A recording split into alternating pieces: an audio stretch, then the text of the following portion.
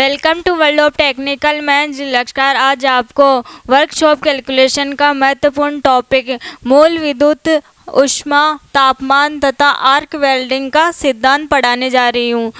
इससे पहले हमने मैथ का टॉपिक कंप्लीट किया था, बिन डेसिमल फ्रैक्शन और घनमूल। इनका वीडियो आप देख लेना पहले। आज क्या होती है विद्युत और ये कितने प्रकार की होती है, इनका वर्गीकरण किस प्रकार से है और इनके बारे में जानेंगे। तो मूल विद्युत जैसे पदार्थ किससे बनता है? अणुओं से। अणु किससे बनते हैं? परमाणुओं से।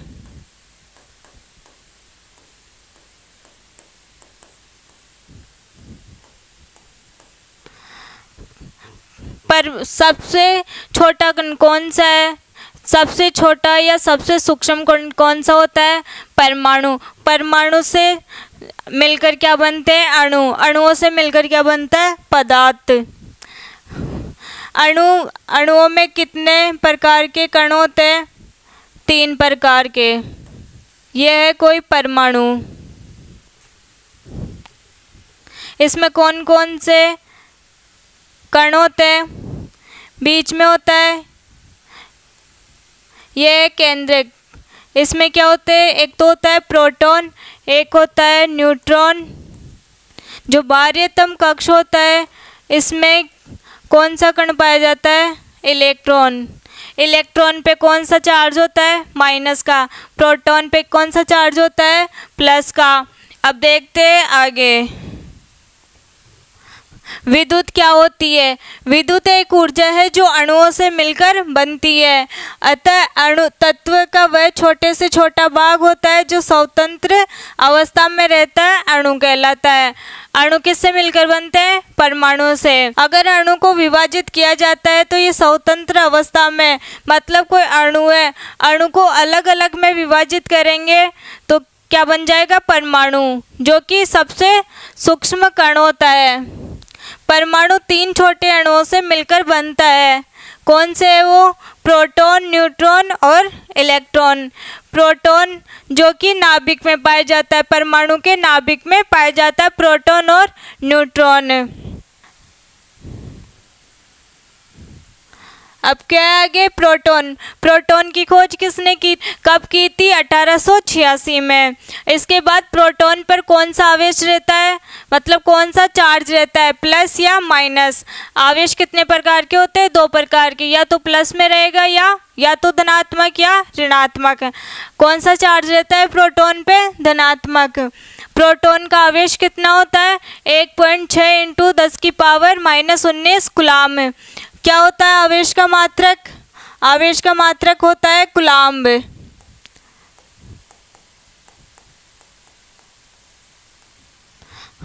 प्रोटॉन का द्रव्यमान कितना होता है? 1.6726 × 10⁻⁻27 किलोग्राम। क्या होता है द्रव्यमान का मात्रक?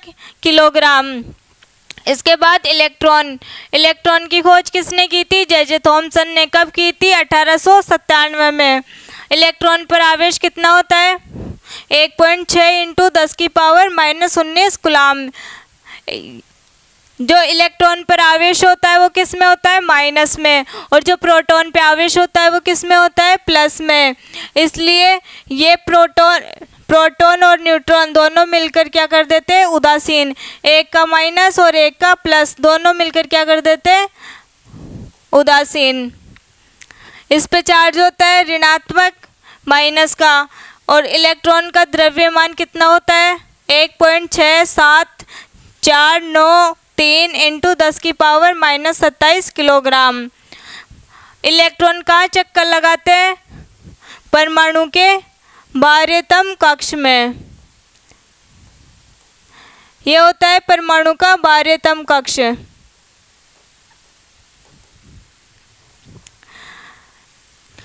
अब न्यूट्रॉन की खोज किसने की थी? जेम्स चैडविक ने। कब की थी? 1932 में। और इस पर आवेश कौन सा रहता है? न्यूट्रॉन पर कोई आवेश नहीं रहता, यह उदासीन होता है। और परमाणु की संरचना किसके समान है? सौरमंडल के समान होती है। परमाणु एक उदासीन कण है, इसलिए प्रोटॉन और इलेक्ट्रॉन की संख्या समान होती है, क्योंकि एक पर प्लस चार्ज होता है और दूसरे पर माइनस चार्ज होता है। जब दोनों मिलेंगे तो क्या हो जाएगा? उदासीन है। इसलिए प्रोटॉनों की संख्या बराबर क्या हो जाती है? इलेक्ट्रॉनों की संख्या। अब विद्युत धारा, जब इलेक्ट्रॉन ऋण आवेश की धातु से धन आवेश की धातु की ओर बहते हैं तो विद्युत धारा कहलाती है। जैसे ये कोई छड़ है, यहाँ प्लस प्लस,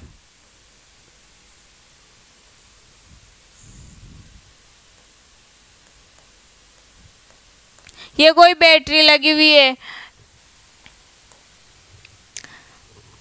यह है माइनस चार्ज। क्या होगा इसमें?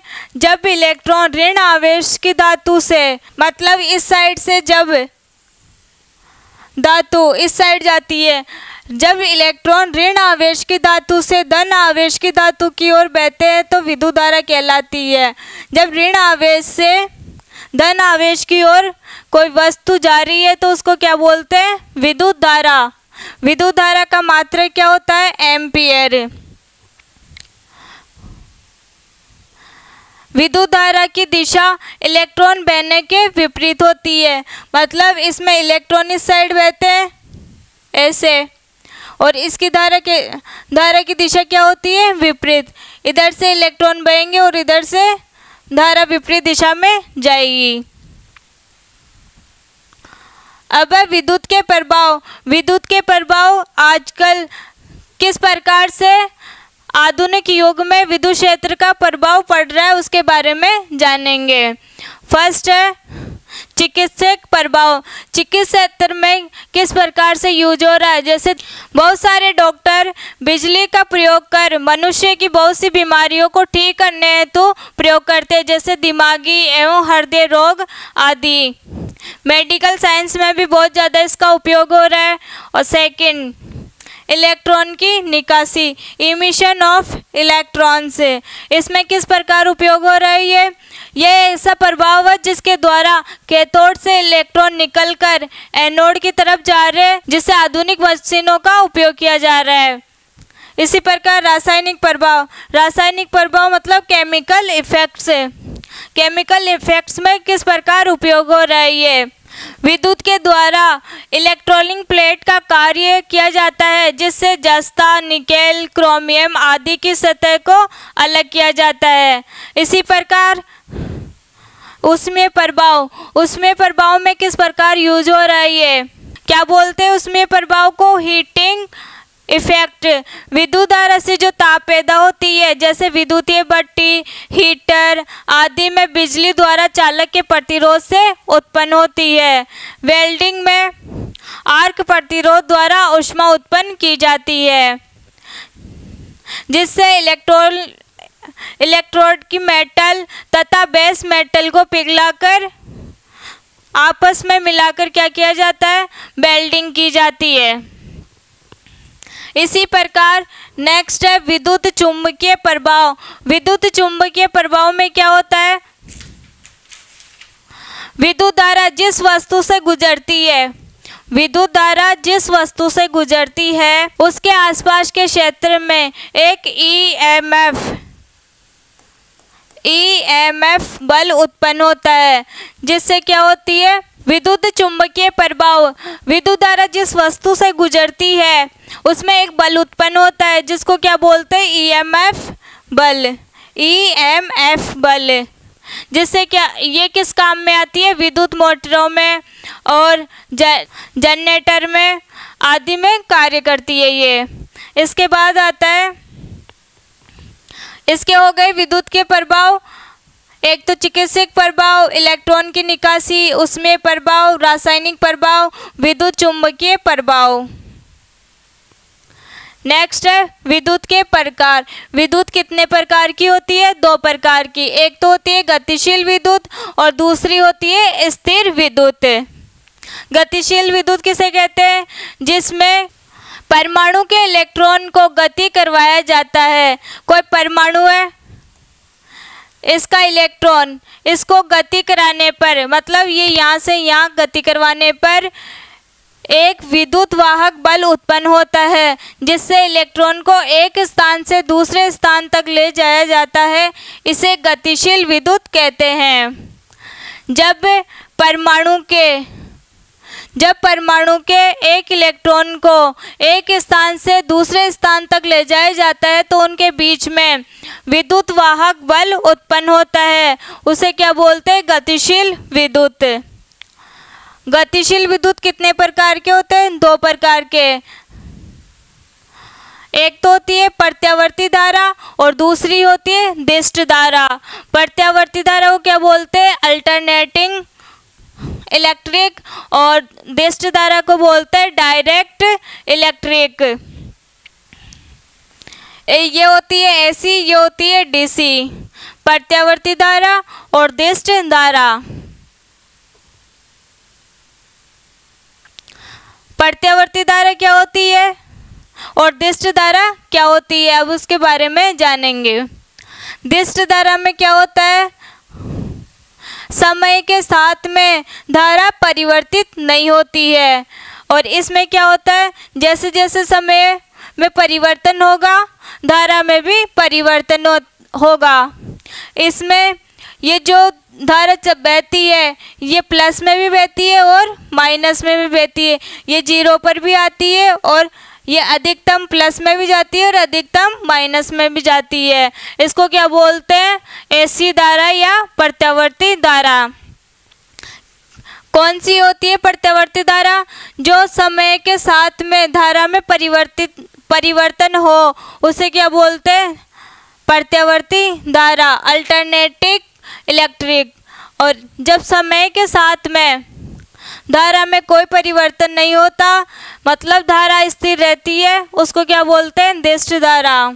एसी का मान धनात्मक भी हो सकता है, 0 भी हो सकता है और ऋणात्मक भी हो सकता है, लेकिन दिष्ट धारा का मान हमेशा पॉजिटिव रहेगा।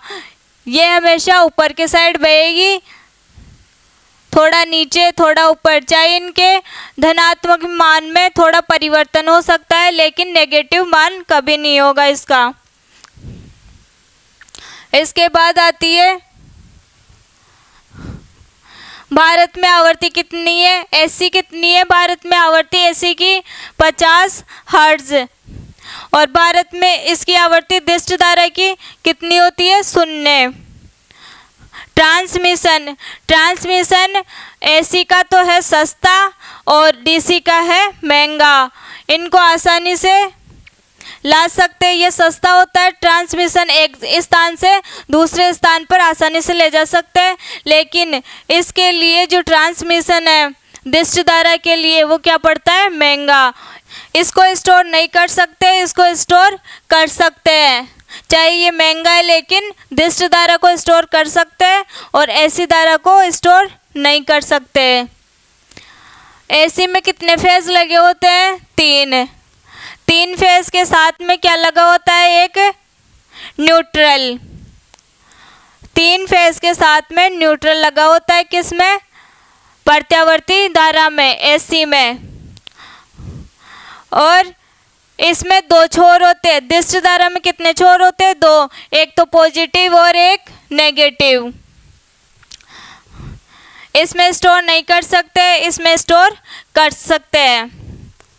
एसी के साथ ट्रांसफॉर्मर लगाने पर जो निम्न वोल्टेज है उसको तो हाई वोल्टेज में परिवर्तित करता है और जो हाई वोल्टेज है उसको निम्न वोल्टेज में परिवर्तित करता है। क्या होता है? ट्रांसफार्मर का काम जो निम्न वोल्टेज है उसको हाई वोल्टेज में परिवर्तित करता है और जो हाई वोल्टेज का होता है उसको निम्न वोल्टेज में परिवर्तित करता है। लेकिन दिष्ट धारा में क्या होता है, दिष्ट धारा में ट्रांसफार्मर का यूज नहीं करते हैं। क्यों? क्योंकि इसमें धारा परिवर्तित नहीं होती, समय के साथ में धारा परिवर्तित नहीं होती, स्थिर रहती है। ये किस किस में उपयोग में आते हैं? घरेलू कार्य, मशीनरी, शीशा में। और जो दिष्ट धारा ये किस में होती है? प्लस माइनस चार्ज किस में लगा होता है? सेल में और बैटरी में। तो इसके एग्जाम्पल क्या हो जाएंगे दिष्ट धारा के? सेल और बैटरी। और एसी के क्या हो जाएंगे? घरेलू कार्य, मशीनरी, शीशा आदि में इसका उपयोग किया जाता है। अब सेकंड, स्थिर विद्युत।